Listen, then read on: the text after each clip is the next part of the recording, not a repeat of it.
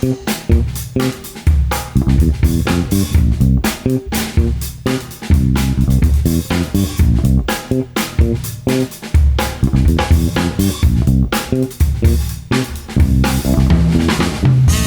everyone. Welcome back to the Dan Nessel Show. I'm your host, Dan Nessel.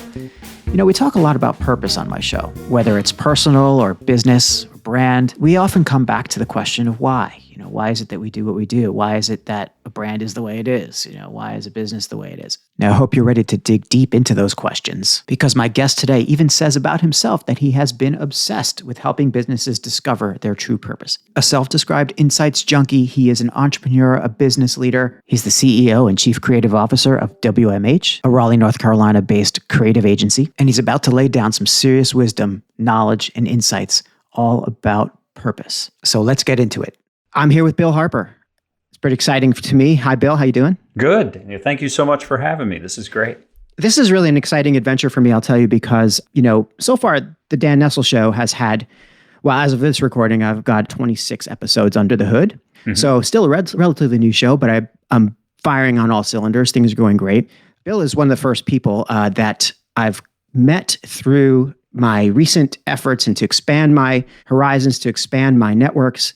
And we hit it off so well that I really wanted to have him on the show. And you'll find out why, because as Chief Creative Officer and the CEO of a marketing agency in Raleigh, North Carolina, you know, that's only one hat that I've discovered that Bill is actually wearing. He's really a hell of an advisor and has sort of taken, look, I got to thank you, Bill, for being so generous with your time last time we spoke, because you recommended a few books to me and you recommended a few things to think about. And that's really kind of where I want to go with the podcast. Of course, I am psyched to hear more about your business. And we do have a lot of marketers and communicators in the audience. So we want to hear about that stuff. But for the moment, I want our listeners to get to know you, Bill, as I did, and we can talk about a whole bunch of things. So welcome to the show. Well, thank you. And you know what? I think you've kicked off on something that's so important. Nobody cares about me. Nobody wants to hear. They really don't. So let's just be honest. And I think one of the things that I was sharing when we talked, and I was so glad, this has been a fairly new thing for me too, just in the last couple of years, that I've really opened up as I was on LinkedIn and said,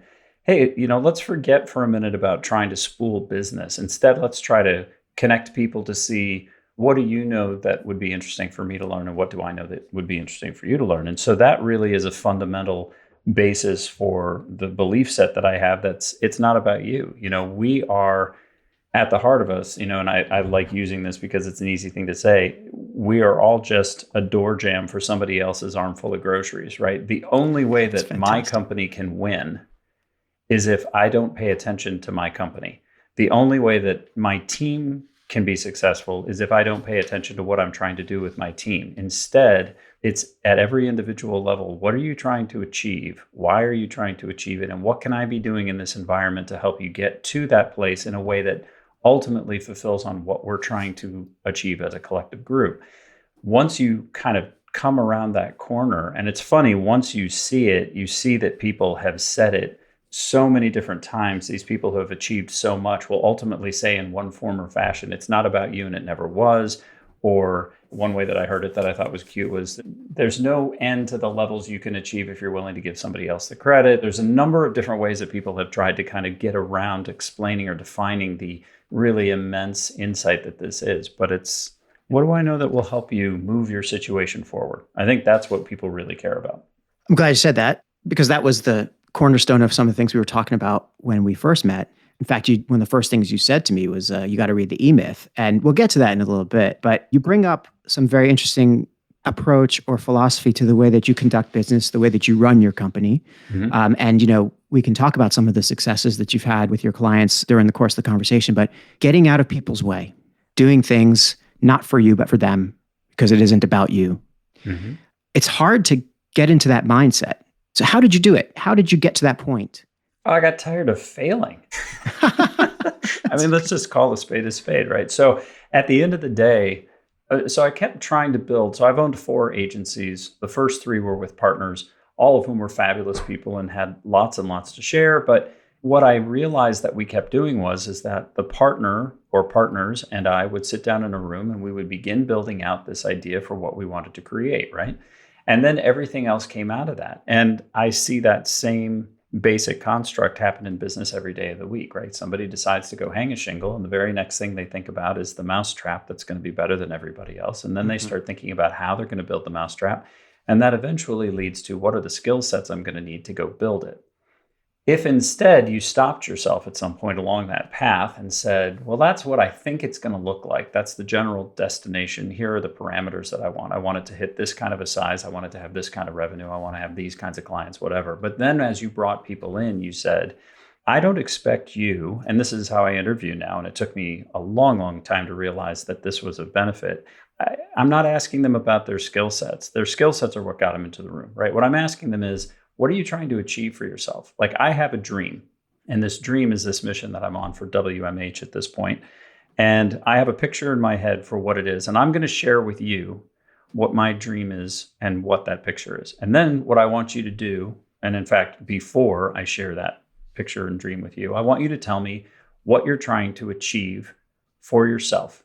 Where are you trying to go? What are you trying to do? Like, put the resume aside. Stop thinking about that for a minute. Stop thinking about getting up the corporate ladder. Stop thinking about, getting a better book. Stop thinking about all that. Where are you trying to go? Are you trying to build your own agency one day? Are you trying to master a skill? Do you just want everybody to leave you the hell alone so that you can go be great at doing the thing that you're really great at? Like, where are you in this continuum, and what's of interest and importance? And what's really funny, Dan, is how the people will, at first, they sit back and then they really lean in. Right? Mm-hmm. Because in the beginning, it's like, well, I wasn't prepared for that. Like, who cares about my dream and my goal? And maybe I don't even know how to articulate it or whatever. But I find that that's the best place to begin, because it's like, listen, what is it that you're trying to achieve for you? And here's the reason that that's so important, in my opinion, is because at the end of the day, nobody is going to fall in love with my dream. That's my dream. And just because I pay somebody doesn't mean that they're going to fall in love with my dream. The only way that this culture will become a part of them, and that they will become a part of this culture, is if it has room for them to openly and honestly cherish and talk about what it is that they're trying to achieve for themselves, so that they can be proud of the contribution that they have made, because it got them a step closer to what they were trying to get for themselves. And so once you've seen kind of the strength of what that does, it basically is a path to proactivity. Mm-hmm. Because if you think about so many companies, right, this is where the whole cover your ass thing, CYA thing came in, right? Yeah. People go into a company, they're excited to have the job, they're excited to be a part of it. And inevitably, they, in their early enthusiasm, throw an idea out in front of somebody, right? A board, a group, their boss, whatever, they throw an idea out. More times than not, the idea is met with some form of criticism. That's a dumb idea. We tried it already. That has nothing to do with what we're trying to accomplish, et cetera, et cetera. The reaction to that is, now this person's enthusiasm is squashed. They've now learned that if they come and try and participate that way, that they're going to get their butt handed to them, and therefore they don't do it. Most companies are further exacerbating the problem because they never teach their people how to be proactive within the environment. And thus, is it any surprise that you've got reports like the one I read the other day that talks about how the average worker spends 3 to 3.5 hours a day being productive, and the rest of the time is catching up on household things and chit-chatting with coworkers and doing other things and so forth and so on. Now, any business owner will blanch at the notion that they're only getting 3 or 3.5 out of an 8-hour day of being productive. And it isn't for this reason. It's just a symptom of the bigger issue. Once everybody is engaged in chasing after their own dream, and they know they can come in and say, well, one day I want to be an agency owner, so I want to work here because I want to learn what it means to run an agency, and I want to see what it means to be responsible for these different things, and I want to have a chance to sit at some different tables and whatever and do those things. Well, great. Come in, learn, be a part of it, be here 3 years, 4 years, whatever. Put yourself through the paces and the rest of it. Nothing makes me happier than watching somebody that was here go out and be proud enough and capable enough to start another company and be successful. And that's super rewarding. And for the businesses that think, well, I'm not going to risk having given of my time and resources to educate somebody just to have them leave. Yeah. Well, what an insanely backward approach, right? The only person who would leave and take a piece of your business with them is someone who's disgruntled. If you have respect for the people that you were with and the process by which they were brought along and that they were a part of that, then you've become mentor, not opponent. And so if you're not a competitor and you're not an opponent, then why would you do that to somebody? Now, of course, somebody's going to email in and be like, well, I had this guy and I thought he was great. And then he totally turned on me. Yeah, okay, that happens. Sure. But what I'm saying in general is there's more than enough business out there for everybody to get what it is that they need or want without stepping on each other's toes. And giving of what you know and what you can provide to the people who are coming in so rewards them in terms of their journey that they wind up becoming completely entrenched in what it is you're trying to achieve. My goal is to create an environment that so satisfies the needs of the people that are here that they would never consider taking another job.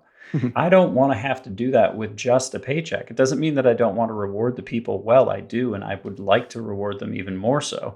But the point of it is that I don't want them to ever walk into another interview and not seriously have as a consideration, how could I leave this place that honors me as a part of what I'm doing and gives me the flexibility to say, here's what I can contribute, and I think I can do it at an even better level. To me, that just seems to be a complete no-brainer. I've been fascinated by what you're saying, partly because we're all at some point or another in our lives, well, most of us are employees at one point or another, have been through these experiences.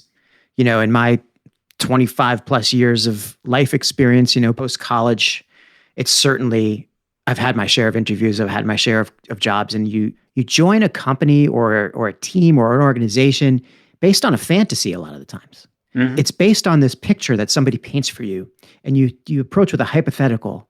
Boy, do I want to be part of that? Can I fit into that?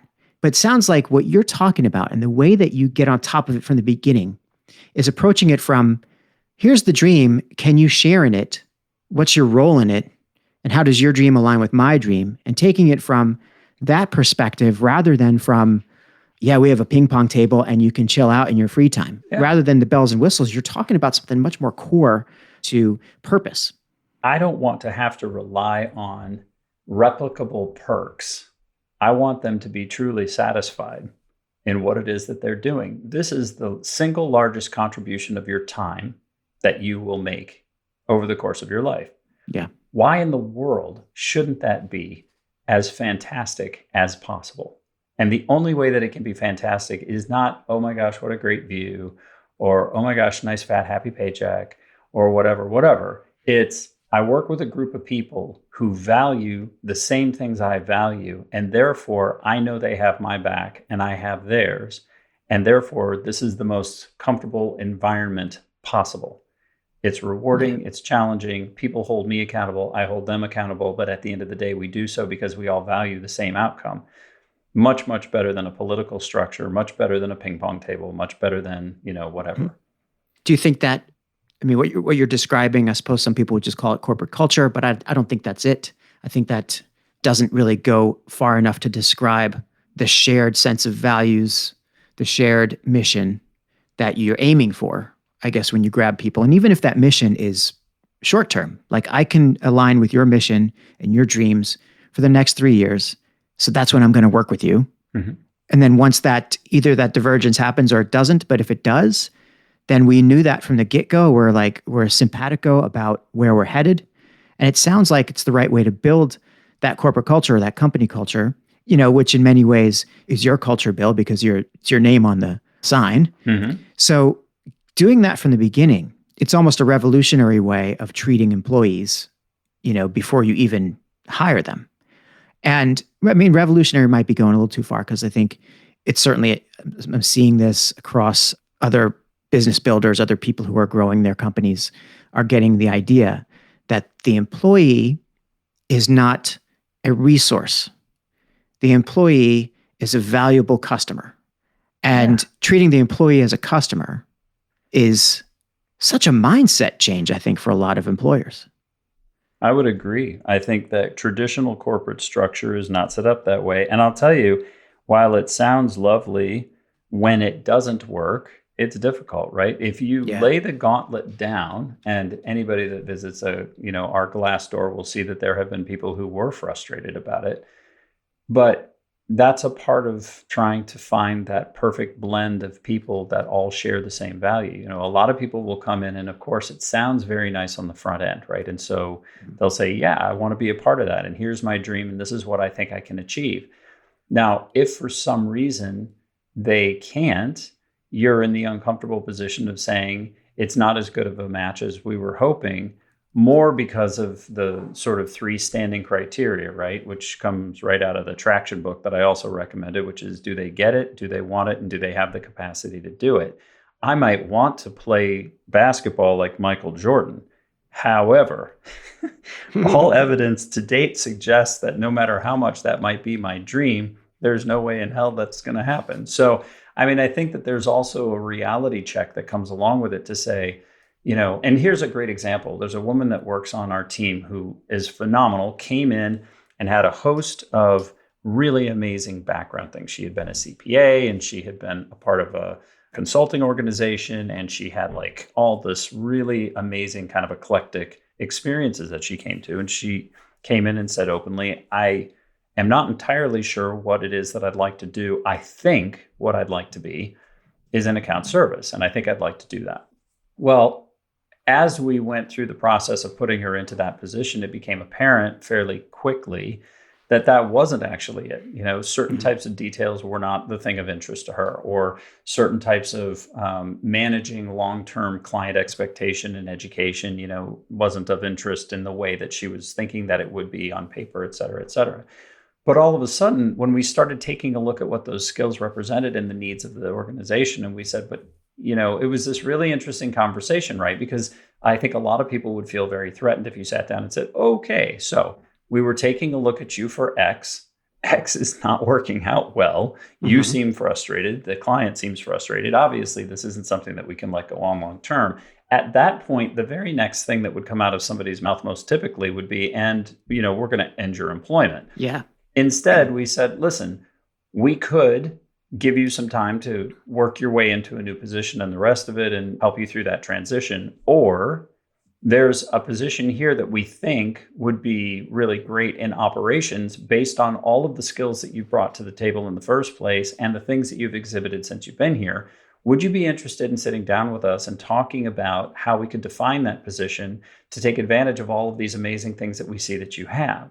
And as expected, I think her first reaction was, I need a few minutes to process this. Like, is it this or I'm being fired? Like, what does this mean? Yeah, I'm not really sure how to think about this. And I can understand that because it's not something that we typically come into contact with. But at the end of the day, she came back and said, if I was going to do it, I think I'd want it to be structured like this. And I think I'd want to be supported like that. Well, the rest of the leadership team was able to get behind that and say, yeah, we think that these are things that are strengths. They are certainly things that the company needs. We think that the blend of things that you bring to the table, while it wasn't what you initially described, actually is the thing that you would enjoy. So she's been in that position now for several months and is thriving. She absolutely loves it. She gets it. She wants it. She has the capacity to do it. She's learning things that are new. She's building connections everywhere. And at the end of the day, it's been really amazing to watch her flourish in this position. And she gets so excited about what she's working on and what she's doing and the rest of it. And it's been super rewarding for us to watch her really blossom into this thing that was exciting to her. And so it wasn't about, well, I tried to hire this thing and it didn't work. And so, damn it, I have to go and hire again.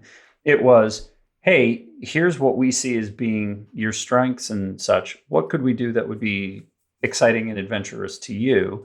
And that worked out really well for all of us. So by paying attention to her and what she needed and wanted and where she was trying to go, we actually wound up benefiting everybody.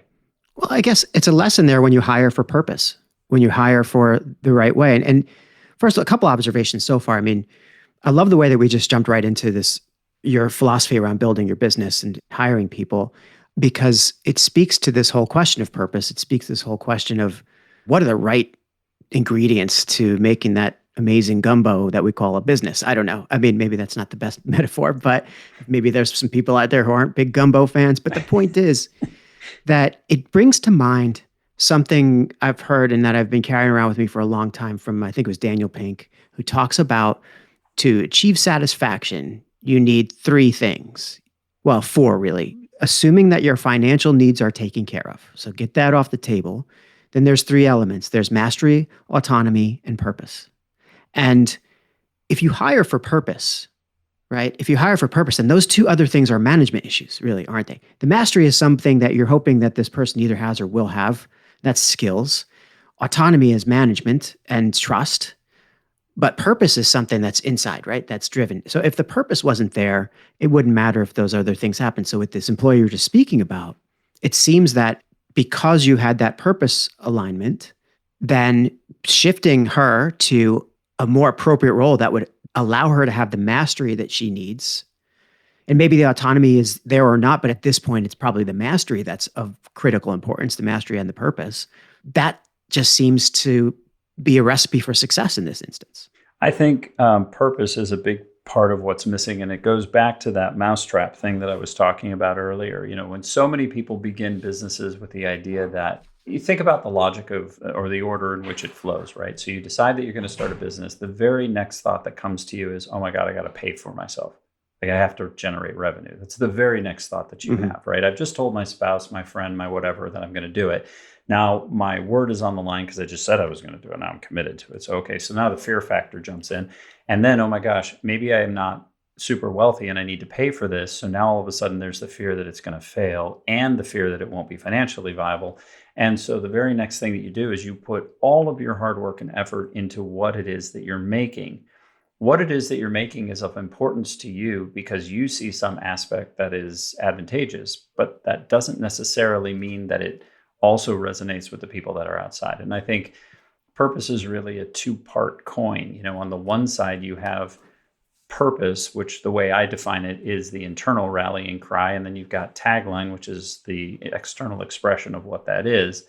And I think that together they work in tandem, you know, and I really like Disney because I think it's such a great way to illustrate this in a simple, clear way that doesn't convolute the problem or keep it theoretical, right? So internally, they're trying to recapture the magic of childhood.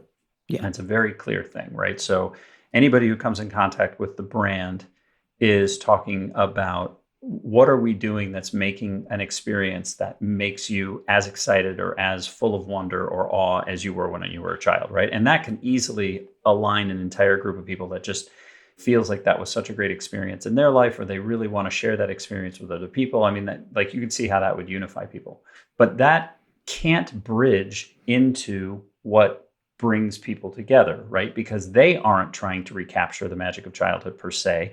They're trying to have a feeling that is exciting for them, which they may or may not have associated with childhood necessarily. Maybe it's a thrilling ride. Maybe it's an adventurous thing. Maybe it's a whatever, right? Sure. So the notion that they would then change that to say the happiest place on earth as a tagline expression that becomes the rallying cry for the rest of the world becomes a lot of fun in terms of how that can rally people together. Now, I have 3 young children, and I can tell you visiting Disney in July with 3 children is not, in fact, the happiest place on earth.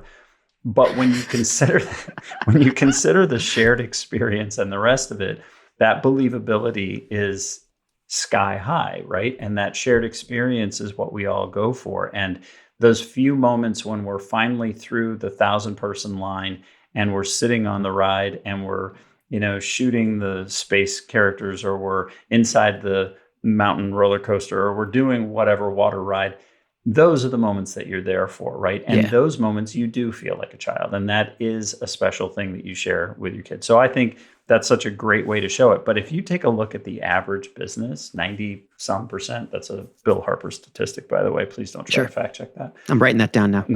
Please don't. So, but if you look at the lion's share, a nice safe word, of businesses that are out there, they're all logic forward, right? It's let me show you the bullet points. Let me describe my product. Let me describe why my product is better. Well, who cares about that? Like, at the end of the day, we're emotional creatures first.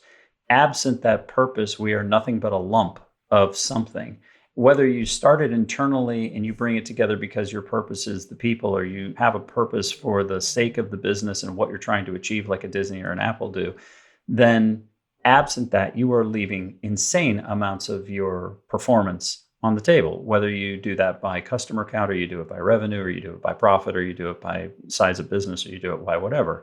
So I think it boggles my mind that with so much written on it and so much proven about it, like Jim Stengel's amazing 6.5 or 7 year study on it that showed that companies that put purpose at the heart of all they do outperform the S&P 500 by 400%. I mean, there is no longer a question as to whether or not this performs well. The question is, how quickly can we get businesses to understand its value and to actually go through the process long enough and thoroughly enough that they benefit from it?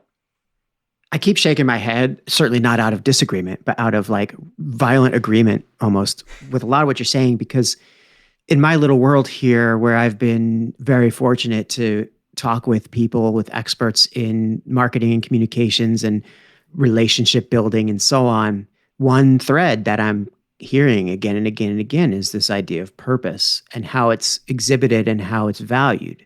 Your story about Disney for sure, but the way that you just described it brings to mind storytelling in general, right? And how storytelling as part of our, I know it's a buzzword these days, but as part of our mission as marketers in some ways, right? For our customers, for our clients, for our companies, whoever we're working for.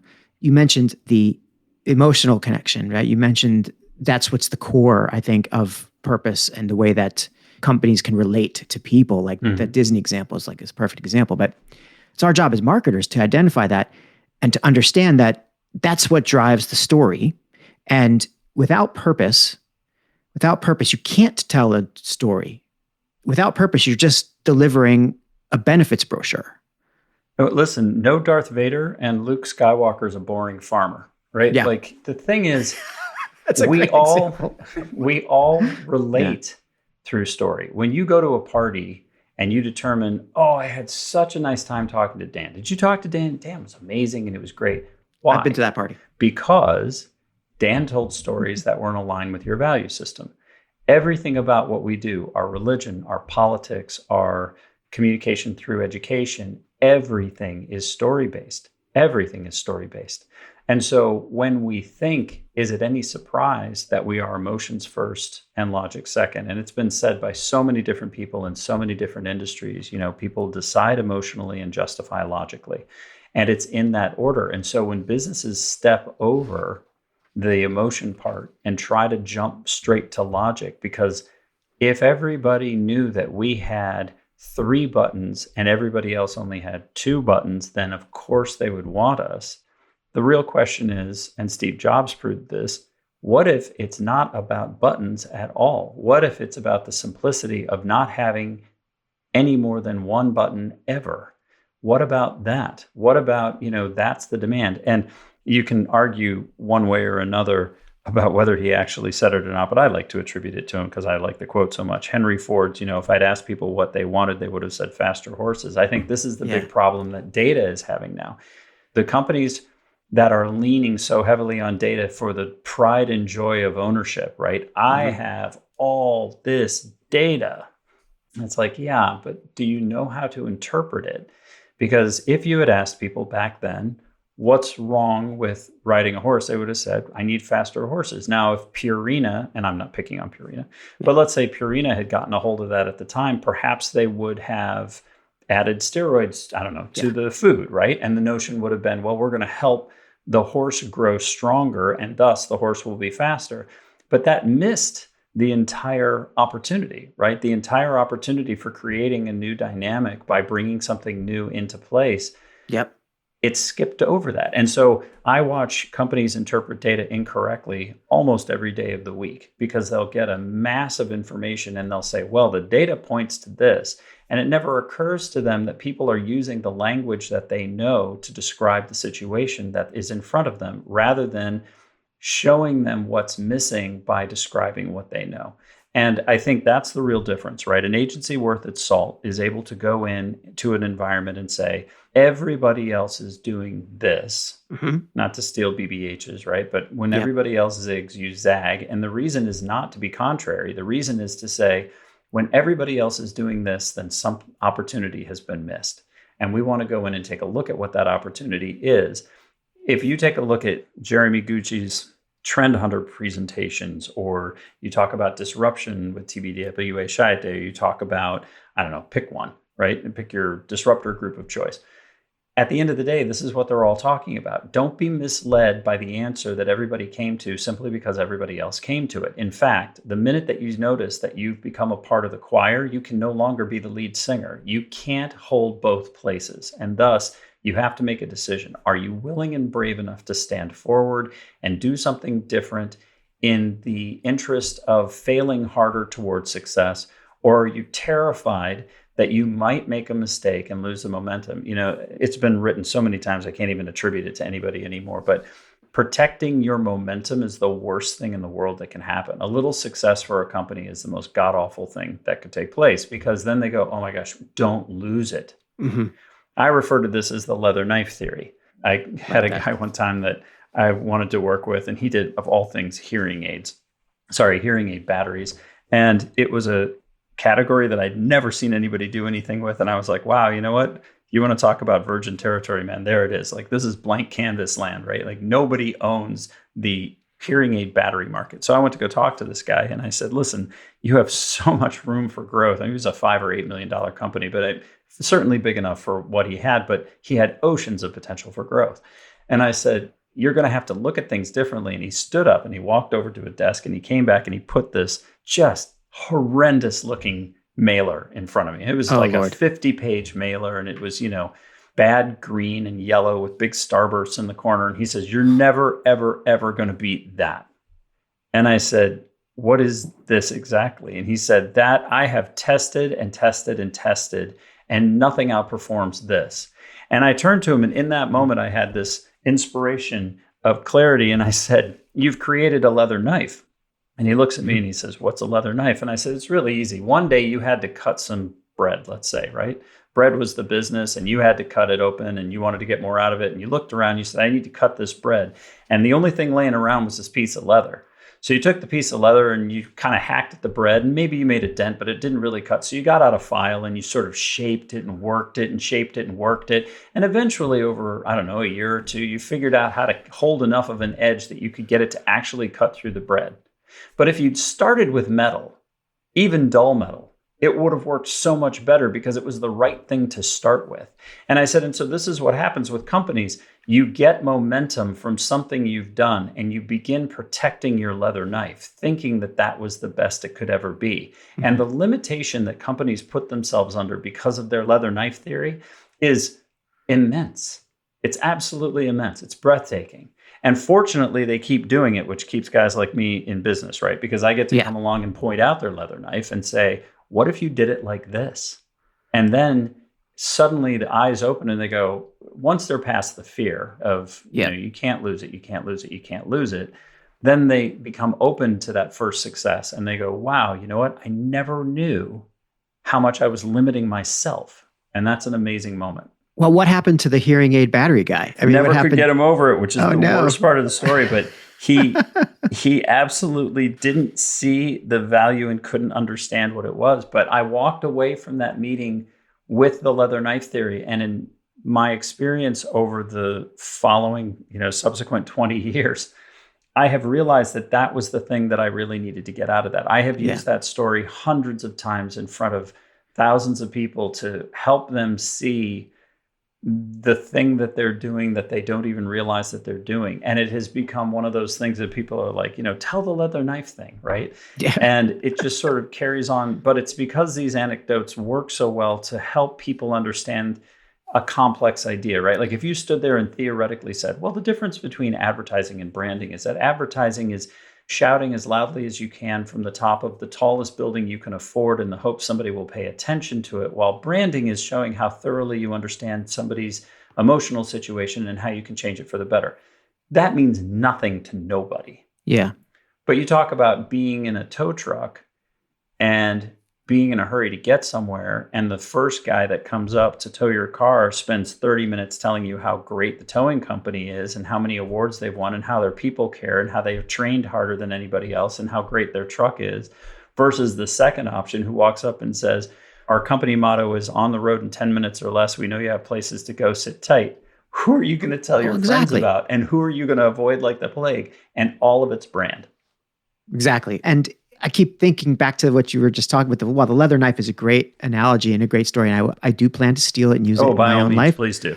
and I will attribute it properly. But what I was thinking about is companies, not just companies, but brands can't get out of their own way. And when you have this, especially when you have a pent up amount of conventional wisdom of this, whether it's the early successes that stop momentum in their tracks and make you suddenly fear innovation, or whether it's simply that they're just too big to turn around and to change direction when they have so much going on in a particular, they can change direction, but the cost is so exorbitant. Sure. Joseph Jaffe, who's an author and an acquaintance, a friend of mine, he wrote this book called Built to Suck. I don't know if you've ever seen it. No, but I want to read it. But you should read Joe Jaffe. Anyway, he's done some great work in advertising. He wrote, he kind of invented, I think Flip the Funnel was his baby, as well as he wrote a book called Zero. And I think the basic concept of zero was that's the amount of money you should be spending on advertising, and here's why. And he was an ad guy forever. Mm-hmm. And now Joe, by the way,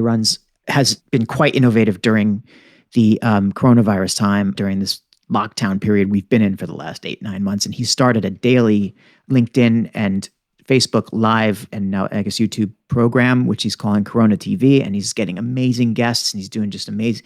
The evolution of it from day one to right now really has been something to see. But Built to Suck, Joe talks about, it's essentially like these companies have basically, they don't know how to innovate anymore, and they need to really rethink and get a whole new understanding of their strategy, of the world around them, or else smaller, more agile, more relevant companies are going to come and eat their lunch. And that's happening all the time across different industries. And, it's like turning around a battleship, which is a well-used metaphor, but it's absolutely true. These big companies, especially the big ones, they're on this course and it's so hard to change their tack. It's hard to change their direction. Yeah. But something you said earlier also I wanted to kind of flash back to, and it's this concept of data being the rescuer or the holy grail of what's going to have all the answers for me in my marketing and in my communications. If just I have the data, then I can make the change and I can do whatever I need to do. I think that you were saying, we have to go back just a little bit, but I think that you were saying that, that's a big pitfall for a lot of companies to just look at the data and suddenly come to conclusions, because it's not just about data. It's about the human stories that are going on around you. It's about the actual relationships that are built, that are happening in the world. So you can't just be one-sided when you look at these things. You have to have that Henry Ford who's going to come around and say, if I listen to what the market said, then I'm paraphrasing. And by the way, everybody knows I'm terrible at remembering quotes word for word.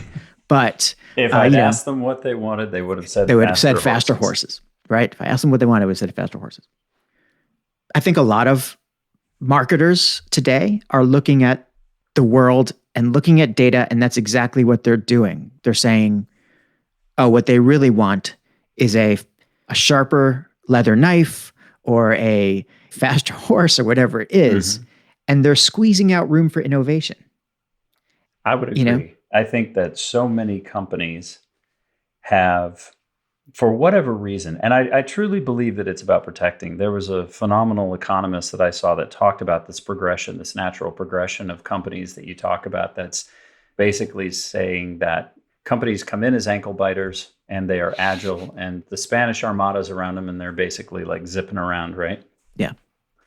And then those companies chase the bigger companies to leave off of some part of the business, almost always the thing that they got into when they were ankle biters, right? So it's like, imagine 4 tiers. Mm-hmm. And it's like, well, we started in tier 1 and then we graduated to 2, and then we got good at 2 and we graduated to 3, and so on up to 4. And then along comes a new innovator who can figure out a way to do this thing. And the guys up at the top of this company that does all 4 say, we really make like 92% of our profit off of these top 3 tiers anyway. What if we just shed that bottom one, stop competing in a place where we're not really profitable anymore, and let's just let it go? So they do that. And then for a little while, they're excited, right? Because they've shed whatever percentage of the business it was that it took to maintain that bottom 4th. Mm-hmm. And now all of a sudden they're profitable again and they're excited. Well, the ankle biter that took over that first thing, well, guess what? Now they've learned how to do that one and they're beginning to encroach on the second thing. And the same mm-hmm. thing happens again. The internal group goes, well, like 85% of our business comes from these top 2. Why don't we just knock off that bottom one and we just won't worry about it? And they do that. And the same thing happens until all of a sudden they back themselves in a corner where there isn't anything else where they got their money, and they wind up going out of business. And the economist, I wish that I had his name in front of me. I know that he worked for a presidential candidate, and the presentation that I saw was being done at Oxford that was talking about it. And I'm certain I could find it again. I'll have to dig it back up. I'll send you a link to it when I do. Okay. But basically was saying, this is the way that business goes. Given enough information and, a chart, you could basically plot out the length of time in which it is likely that a company is going to come in and over-innovate into a bottom swell that allows them to come up and progress. Very few companies avoid it. Coca-Cola is one. Coca-Cola's been around an awfully long time. They've had a ton of direct competitors, and they've always managed to maintain their standing. And I think that there are a number of operational things that they do. I think that their taste patent is something that has been protected. They certainly are ahead of buying innovation or creating innovation as a means of staying fresh and competing in additional market spaces, even as their original product, I think, at this moment in time is under the most direct threat of going away as people move away from sugar drinks and they move towards healthier alternatives and whatever. Like, that brand is more exposed now than I think it has ever been. But boy, has it covered its bases, right? From orange juice to waters to what have you. It's all over the board. So most companies, though, don't protect themselves that way. Most companies say, well, this is what we're really good at. And because they do that, they back themselves up and they inadvertently give away profit centers or revenue streams, or however you want to think about it. And then they ultimately find themselves in a place where suddenly they're in trouble. And by the time they recognize that they're in trouble, they're Lord and Taylor, right? And they suddenly go, you know what? There's Belk's and Dillard's and Nordstrom and Macy's and where do we exist anymore? We can't claim anything anymore. We're just another anchor. So at that point, then what happens? And you see what happens. They are broken up. They close down to a fraction of their original size. They sell. They try to acquire and buy their way back into profitability. They do any number of predictable things, but they really didn't have to. Along the pathway, they had the opportunity each and every day to become something unique. And when they stopped being unique, and I'm not talking about innovation, I'm talking about alliance, the storytelling, the purpose, all these things, the emotion that you've talked about this entire discussion, they have the opportunity to sit down and say, we're going to create a little pirate program inside of ourselves that considers what if instead of what is. And I think that's what more companies are terrified of, and they shouldn't be. What if should be a part of the natural course of discussion all the way down the line, from the day you open until whatever, I guess, the day that you sell or the day you leave or the day that you retire or what have you. Wow. I mean, don't some leading companies have a function within them to examine that what if? I think they do, but what's really interesting, and again, I'm not picking on these brands, but I think it's interesting that Phil Knight left Nike, and Nike got real lost in the woods there for a while, and then Phil Knight came back. I think what makes it possible is that you have founders like Steve Jobs and Phil Knight and these other people who come along, and for whatever reason, either they are fearless in the consideration of what could be, or they are simply not beholden to. They are never truly in a relationship with what is. They're always romanced and seduced by what could be. I think that kind of strikes me as perhaps more accurate. Perhaps it's not that they, I think when other people are brought in, and I think Apple's going through this right now, Steve can't be replaced. And nobody that's in that food chain right now is doing an adequate job of it. And so they version up and they make alteration 2 and they do what, but there's no, like, the spirit of it is gone, right? And so eventually that company is going to peter out and the door is going to be open again. They can only protect themselves the way that they're doing it through innovation or the lack of innovation for so long. A 3-lens camera on the back is still a camera on the back, and a modification to the app is still a modification to the app. It's not, there's nothing new there. It's just a modification. So I think eventually something's going to have to come along that reignites that, well, be damned with what is. I want to see what could be. And I think that these companies hire people who are really good at protecting and innovating on, or iterating, I should say, not innovating, the next level of what is, rather than truly being adventurers into what could be. Well, what's our role in all of this then? As the agency partner, as the internal marketer, as the communicator? I mean, these are high level strategic questions. And I think, by the way, I'll just put in a little bit of a caveat that says that I believe that marketing and people like who are the communicators who are in touch with the heart and soul of the customer should have these discussions, should be part of these high level discussions. Yeah. But we're often not, right? So what do you think, especially as an advisor to companies and to even entrepreneurs and so on, what's our role in this? Objectivity is the single greatest benefit any outside group provides. The minute you you take a paycheck from a company is the minute that you become indoctrinated into the politics, policies, momentum of that stream, right? It's like jumping in a moving river. You get swept along with it no matter how hard you're trying to swim. The beauty of being in an agency is that you stand on the shore. You have the ability to have solid ground under you. You're not swept up the same way that they are. And because of that, you're able to call out the obvious. There's a rock in the middle of the stream. Well, if the person in the water is too busy swimming because that's what they've been doing, they don't have time always to look out for the rock, and they truly don't see it. So I think the role of all of these people that you've described and more is to sit down and say, here's a thought. I think the reason more people don't take them seriously is because they're not thought through well. People will come in and they'll say, you know what we need to do? We need to do purple dinosaurs, man. Purple dinosaurs. We haven't never done purple dinosaurs. But nobody sat down and said, why? Why should we do purple dinosaurs typically? Or if it is, it's most always shiny object syndrome that did it. You know what we saw? I saw Tom's was giving a pair of shoes away for every time that they sold a pair of shoes. We should do that because look how successful they were. Well, you can't steal that from somebody else. That was a part of the spirit of what made them unique and interesting, and they owned it first. And so when people come up with these cockamamie ideas, and a lot of times they're just not vetted well. And so I think internally what happens is you're like, yeah, that's Bob. And Bob, once a quarter, Bob comes in with some bogus idea that he thinks is going to change the company. And, if Bob has done that for 13 quarters in a row or 13 months in a row, and everybody's sick to death of hearing Bob's idea might be brilliant. It might be the thing that totally saves the company, but it's no longer being viewed as a real potential because Bob didn't vet them enough to say, well, 50% of the time what comes out of Bob's mouth is complete nonsense. But you know what? The other 50% of the time, he's made us millions. Like the idea that he did by looking at the business this way completely changed the way that we decided to do X. And because of that, we did, something else. I think agency partners is what I was going to say, struggle with the same thing in the sense that we're only invited to so much of the table, right? Because we're the creative people, right? Or what have you.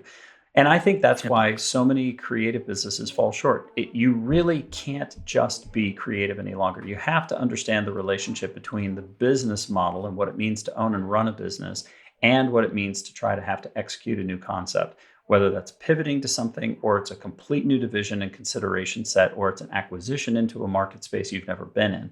Those are completely unique entities and struggles in and of themselves. And in order to be able to speak intelligently about them, you have to have enough experience that you can speak intelligently about them and say, here's why I think that this would work. Here's how I think you could pivot effectively. And I don't think that happens a lot. I think the majority of times it's, dude, I got a great idea. And the dude is the giveaway, right? Yeah, if you hear the dude on the front side, it's whatever form that takes, it's probably horrible. The one to watch is the person that slides a napkin across the table and goes, I'm not sure if I have something here, but that's when you need to stop talking and pay attention, because that person's really been considering this and saying, this could be a bad idea, but maybe it's a great idea. It's the spirit of innovation, the spirit of that entrepreneurial spirit in some ways, that creativity that comes. I mean, again, I said this before, but on your recommendation, I picked up the E-Myth, and I'm looking at it right here, which is the revisited version. I don't know if it's the same one that's been around for a while, but Michael Gerber wrote this.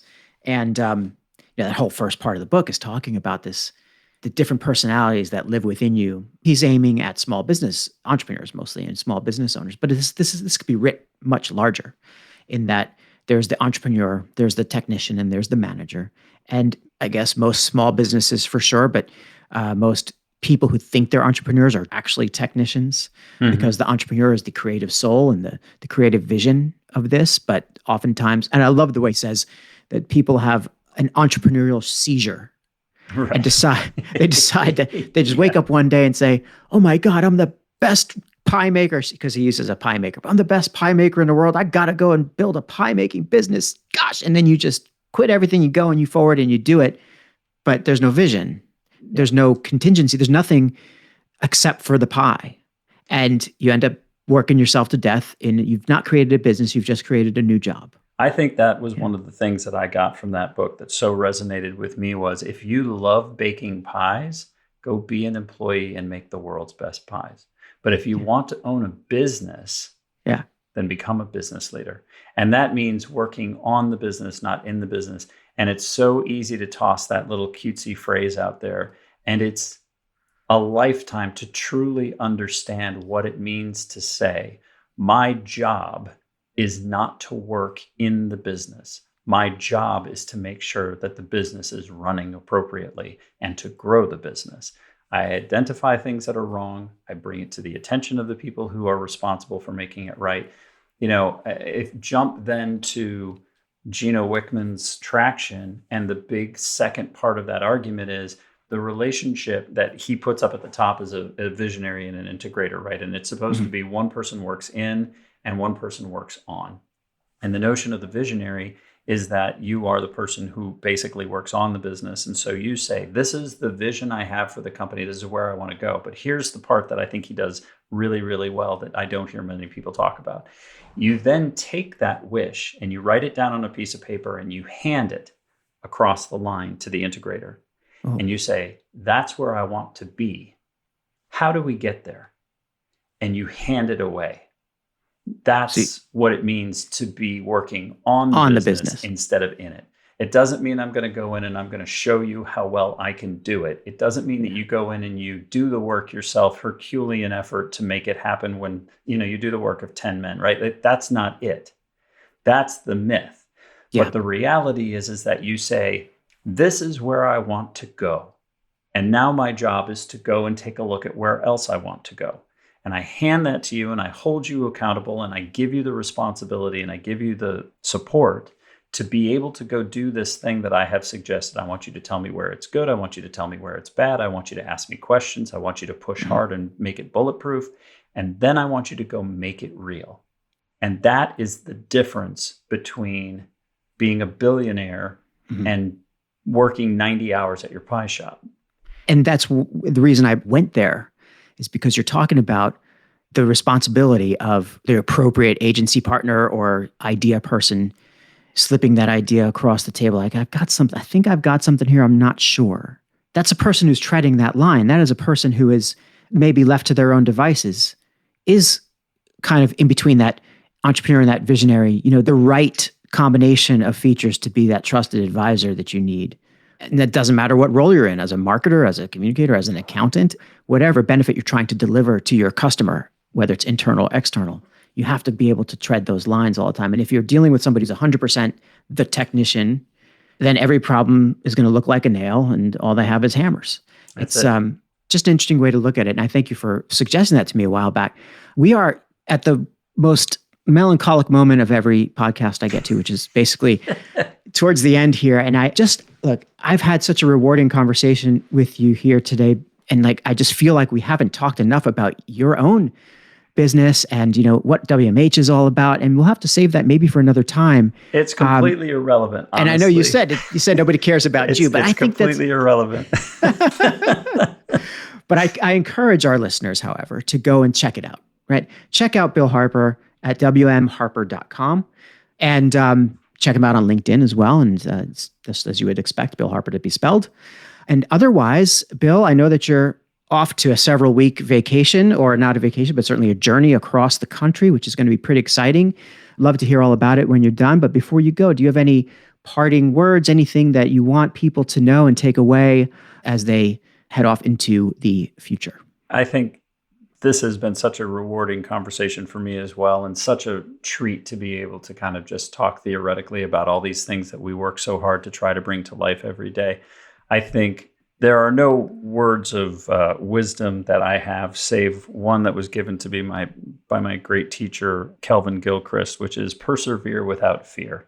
And I just absolutely love that notion because it can take you everywhere and requires nothing but your belief that you can move one step further. So I kind of have that up on my wall as one of those great reminders that I received back in high school and has been with me all this time. And is still as relevant today as it was the day that he was good enough to give it to me. Persevere without fear. I would 100% agree with that. I do 100% agree with that. And on that note, I am just, again, grateful, thrilled that you spent this time with me, Bill. And I really look forward to doing this again. Thank you so much for having me. We'd love to be back on at some point. That would be great fun. You got it.